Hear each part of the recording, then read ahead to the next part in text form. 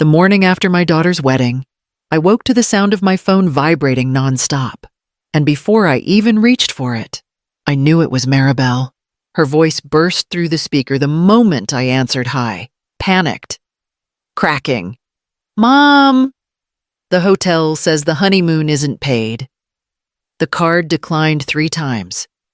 The condo won't open. Everything is frozen. What did you do?" I set the phone on speaker and placed it on the kitchen table so I could finish stirring my coffee. The steam drifted upward, soft and steady, as if nothing in the world was falling apart. "Good morning to you too," I said quietly. "That is not funny." "Mom, this is serious. We have nothing. Evan's family is demanding answers. Why did the bank say I am not on the account anymore?" I let her words settle against the walls of my little kitchen. Her panic, her certainty that I owed her an explanation, her shock that her life could tilt so quickly. She had no idea how the foundations shifted under her feet long before sunrise. While she kept talking breathless, angry, accusing, I saw it again. The way she turned toward me last night, her veil brushing her shoulders, her face tight with irritation, her voice slicing through everything. "You're just the widow. Shut up." I had stood there in that glittering room, surrounded by people who pretended not to hear, and something inside me had gone still. I set down my glass, adjusted the strap of my simple navy dress, and walked out of her wedding without a word. Yes, I left smiling, not because it did not hurt, but because the hurt finally told the truth. "Mom, answer me!" Marbel cried through the phone. "Why is everything gone? Nothing you thought you owned ever belonged to you," I said. My voice was calm, almost gentle. "Not in the way you believed." She went silent for the first time since the call began. I lifted my coffee, breathed in the warmth, and spoke the words that would carry me into the past.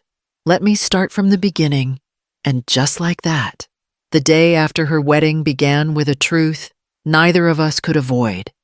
I was done letting my own child humiliate me.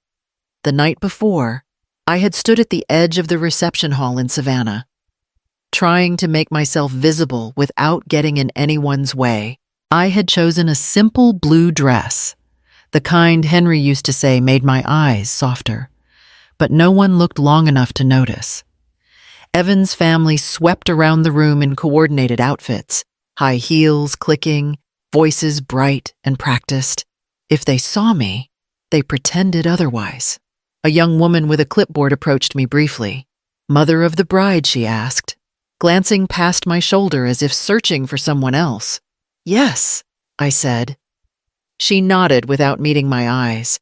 "You're at table 14, near the back."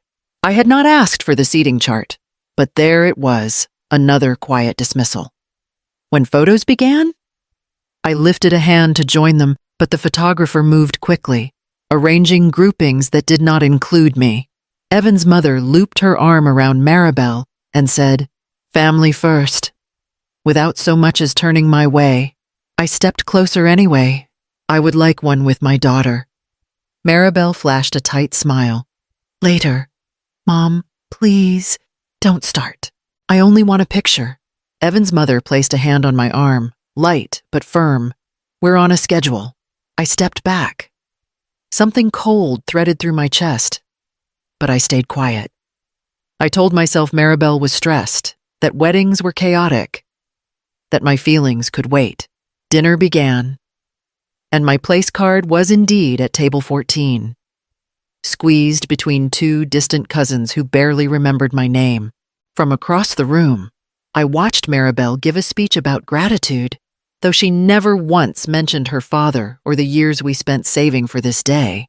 When the servers brought out the champagne, I rose and approached the main table. "I would like to say something for your father," I whispered to her. Marbel turned, eyes sharp, voice low, but strong enough to cut through the music. "You need to stop. You're just the widow." "Shut up." The room went silent around us. My breath did not move. Something inside me stilled. Like a door closing, I set my glass down, smoothed the front of my dress, and walked toward the exit. I felt the corners of my mouth lift, not in joy, but in understanding. Whatever they thought they were pushing away, they had no idea what they had awakened. I did not sleep after the wedding. Midnight came and went while I sat in Henry's old recliner, my hands in my lap, my breath tight in my throat. Every time I closed my eyes, I heard Marbel's voice again, sharp, embarrassed to be seen with me, cutting through the room like I was some stranger who had wandered in by mistake. By a little after 1, the silence felt heavier than the insult. I stood, walked down the hallway barefoot, and stopped in front of the oak cabinet Henry always kept locked. We used to call it the no-go drawer when the children were young. Even after they moved out, he guarded it like a vault. He never raised his voice about anything, but he would always say, "This drawer is for protection, not curiosity." My fingers hovered over the handle. "Just a look," I whispered to the empty hallway. I opened it. Inside were neat stacks of folders. Wills from decades past, insurance papers, and the old passports we had used when we were still adventurous enough to take road trips. But tucked in the very back, behind a tax binder, was a white envelope. My name was written across the front in Henry's handwriting. Elindra. My knees weakened. I sat on the floor and slid my thumb under the seal. Inside was a letter and a set of documents clipped together. The first line of his handwriting struck harder than any insult I heard at that wedding. "If you are reading this, something has already gone wrong." My breath caught. I read on. "I have watched the way the children treat you. I know you will try to forgive them, but I will not leave you defenseless. Everything is in your name now. The house, the accounts, the condo on Wilshire Street, the cabin on Tybee Island. I dissolved the trust 8 months before my surgery. They do not know. Do not let them bury you under guilt or expectation." The paper shook in my hands. "If they ever forget your worth, protect yourself. Do not let them take what we built." I pressed the letter against my chest and closed my eyes. The weight of it was almost too much relief, grief, and something fiercer rising underneath. I gathered the folders into my arms and stood, whatever they thought they controlled, whatever claim they believed they had. Henry had already rewritten the truth. The quietest woman in the room had been holding all the power long before she realized it. I called Alan Mercer just after dawn. The sky outside was still dark when he answered, his voice groggy but steady. "Elindra, is everything all right?" I found Henry's envelope. I said, "I need you here this morning." He did not ask anything else. "I will be there by 9. When he arrived, he carried the same worn leather briefcase he had used since my children were in grade school. He stepped inside, took one look at the stack of folders on my dining table, and let out a slow breath. "So he finally gave you the truth. You knew I asked, I suspected." He said. Henry always played his cards close. We sat down, and he opened each folder carefully, his finger tracing the signature lines. "These are valid. Every transfer is legal. The trust was dissolved 8 months before his surgery. You are the sole owner of everything listed here." I nodded, though my heart hammered like I was hearing it for the first time. Alan placed a pen beside my hand. "You tell me where to begin." "Freeze every access Marbel has," I said. "Reset the codes to the condo on Wilshire Street. Revert the cabin back to my private ownership, and cancel whatever wedding funds were pending." He wrote each instruction word for word. "Once I submit these, the changes will take effect within the hour. That is fine." As he typed, his phone chimed softly. He checked the screen, then turned it toward me. "The deed for the condo just updated. Your name is the only one on record." I felt something settle inside me. Not triumph, something steadier. Alan closed his folder. "Do you want to notify her no?" I said. "Let the truth reach her first." He hesitated, then nodded. "Henry always said you had more steel than people realized. I learned from living beside him. When he left, I stayed at the table, my fingers resting on the final signed document. The house was quiet. The power in it had shifted. And somewhere across Savannah, the first cracks in Marbel's carefully crafted life were beginning to show. Marbel called again that same morning, her voice sharp enough to slice through the air. The hotel manager said the reservation was canceled. They demanded full payment up front. Evan is furious. His parents are staring at me like I lied about everything. I kept the phone to my ear, listening to each panicked breath. And now, she continued, my card declined twice at the desk. Twice. Mom, they said the account shows restricted access. What does that even mean? It means, I said gently, you do not have the access you thought you had. She inhaled hard. Stop talking like that. Fix it. Before I could respond, I heard another voice beside her, Evan's mother, cold and clipped. Marbel, the concierge says someone canceled the honeymoon package yesterday afternoon. Why would your family do that? My mother is being spiteful, Marbel snapped. She is doing this on purpose. She wants to embarrass me. I let that hang between us. The accusation and the lie. By midday, she called again. We went to the condo and the door code changed. Evan tried his phone app and it said access revoked. Mom, the condo is ours. Dad gave it to me. Your father gave it to me, I said, years before he passed. She let out a strangled sound. This is insane.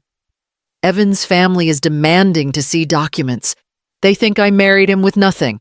Then show them what you have. I said, silence. In the early afternoon, the wedding planner called her, demanding payment for the remaining balance. I heard the voicemail later, Marbel shouting, my mother promised she'd cover the rest. She is sabotaging me. But by then, people had started asking questions. Evan's aunt sent me a message. Is everything all right? Marbel seems confused. Confused. Yes, that was one word for it. Marbel's final call that day came just before dusk. Mom, she whispered. All the sharpness drained out. Everyone is asking why you would do this. I let the pause stretch. I have nothing more to say right now. Silence became the only shield I needed. And without raising my voice, I watched the cracks in her perfect life deepen. Marbel didn't knock. She shoved the door open so hard it hit the wall, and her heels scraped across the floor like she was trying to carve her anger into the wood. You ruined my marriage, she shouted, breathless, wild-eyed. Evan is talking about leaving. His parents think I lied to them. Do you understand what you've done?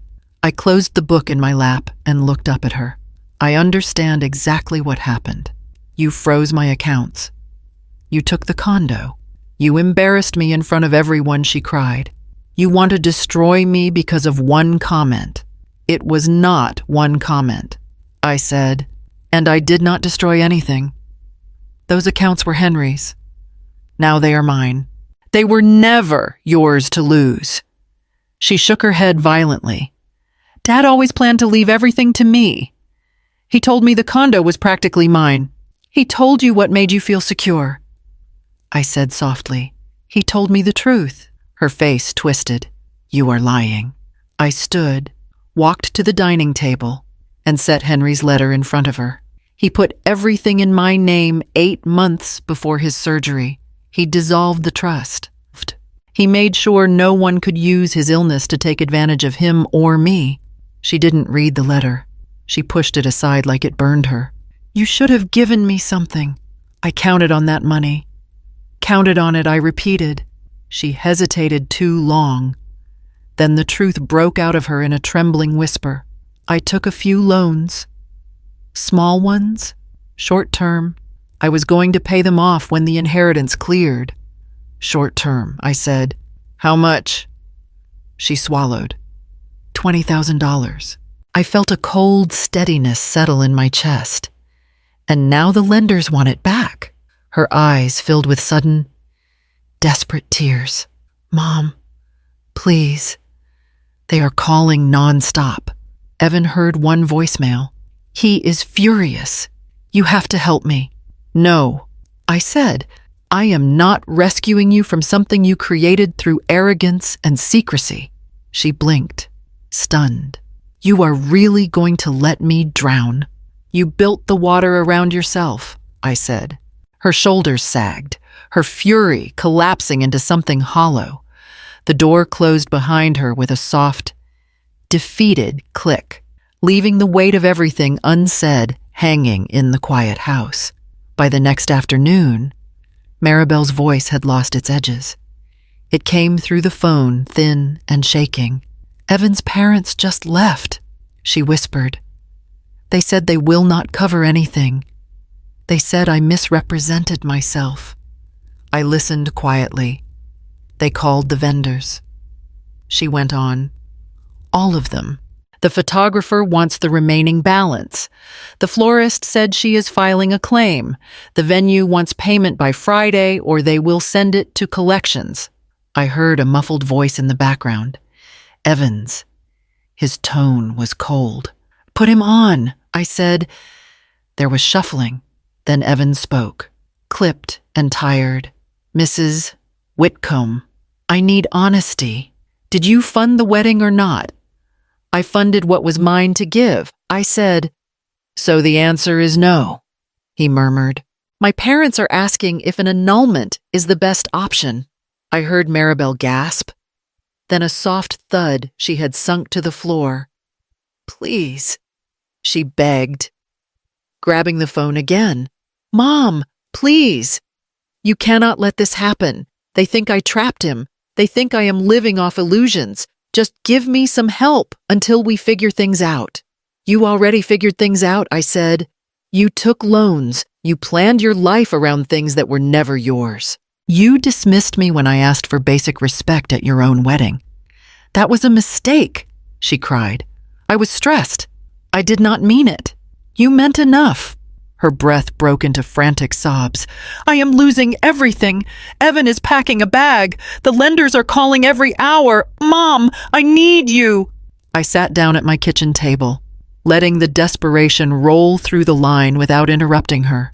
When she finally fell silent, I spoke softly. "I will not fund disrespect anymore, Marbel. I will not pay for the consequences you created." "Then what am I supposed to do?" she whispered. "You learn how to stand without leaning on what you never earned." I heard her choke on a breath, and then the line went dead. I placed the phone beside my cup of tea, my hand steady, my heart heavier than I wanted to admit. I walked out to the porch, letting the screen door close behind me as the final cracks in her world gave way. By the time the sun rose the next morning, I had already made the calls. The attorney handling the Wilshire Street condo answered on the second ring. "Mrs. Whitcomb, what can I do for you?" "I want every access code changed," I said. "Today, no grace period." He agreed without hesitation. Within an hour, he confirmed the update. "Only your credentials are active now." Next came the cabin on Tybee Island. The property manager sounded surprised to hear from me. I thought Marbel was handling things. He said, "She was never authorized," I replied. "Put the locks back under my name and prepare the place for a long-term tenant." He cleared his throat. "I will take care of it. After that." I sat at my kitchen table and moved every account checking, savings, investments into secure, single owner access, no joint permissions, no secondary names, no loopholes waiting for someone else to slip through. My hands did not shake.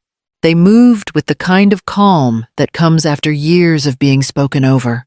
It was later, when I was organizing the last stack of papers, that I found something I had not seen before. A loan document from a lender I did not recognize.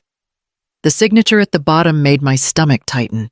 Henry's name, or rather a shaky attempt at it. My voice felt thin when I called the lender. "Who authorized this loan?" "According to our file," the man said. "Your husband did. The application was submitted 2 weeks before he passed." That is impossible. I said, he could barely write his own initials at that point. There was a long pause on the line. Are you saying the signature may not be legitimate? I am saying it is not his. When I hung up, I stared at the document, feeling anger rise in slow, steady waves.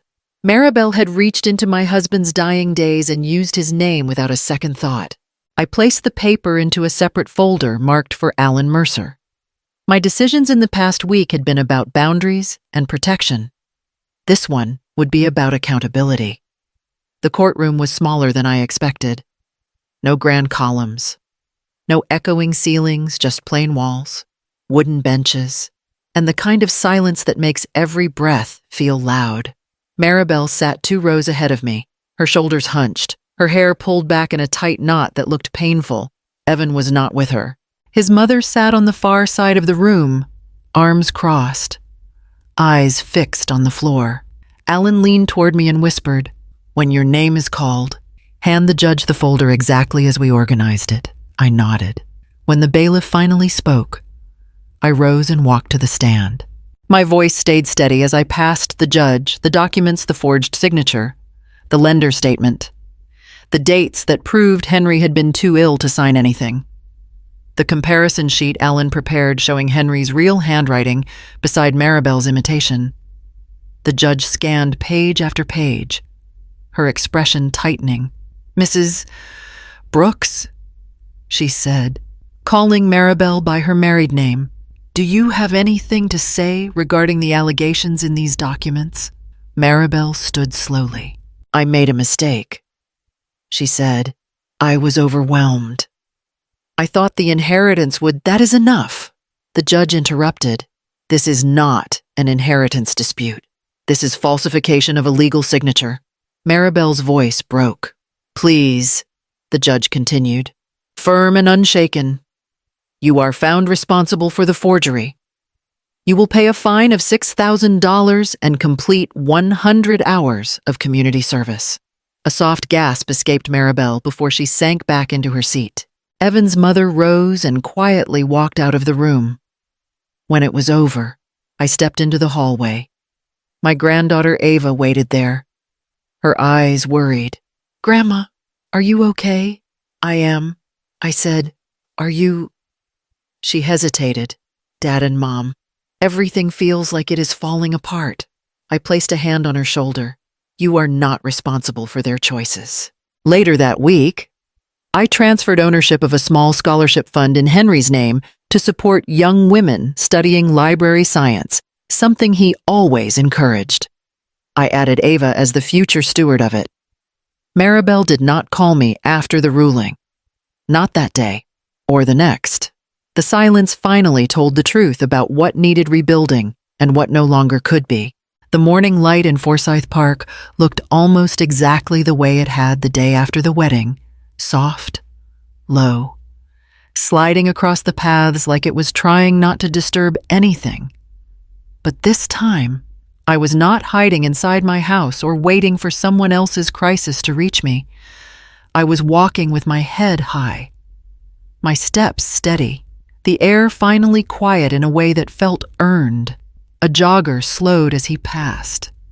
"Morning, Miss Whitcomb." "Morning," I answered. My voice didn't waver. I sat on a bench near the fountain, the same spot Henry and I used to rest after long walks. I touched the wooden slat beside me and whispered, "You were right. You know, about all of it." The day she told me to shut up was the day I finally stopped staying quiet. My phone buzzed once. A text from Ava. "Mom started her community service today. They assigned her to the food bank. Dad stayed at his brother's last night. I think they both need space. I am okay." I wrote back, "I know you are. I am proud of you." Another message arrived later from a number I didn't recognize Marbel's. "I will pay off the debts. I will figure it out. Do not worry about me." There was no blame in her words this time, no entitlement, no expectation that I would swoop in and cover what she had built on lies. She was finally standing where she should have stood all along on her own feet. I closed the message without replying yet, Not out of spite, out of peace. Boundaries felt like solid ground beneath me now. A man walking his dog stopped nearby and nodded politely. I nodded back, letting the morning settle around me. I rose from the bench, smoothed my jacket, and walked toward the park exit with the same quiet clarity I had felt the morning everything changed. The next day after her wedding, Marbel lost everything she thought she owned, but I finally found myself. If you've been following my story, stay with me. There's more to tell, and I'm ready to share it.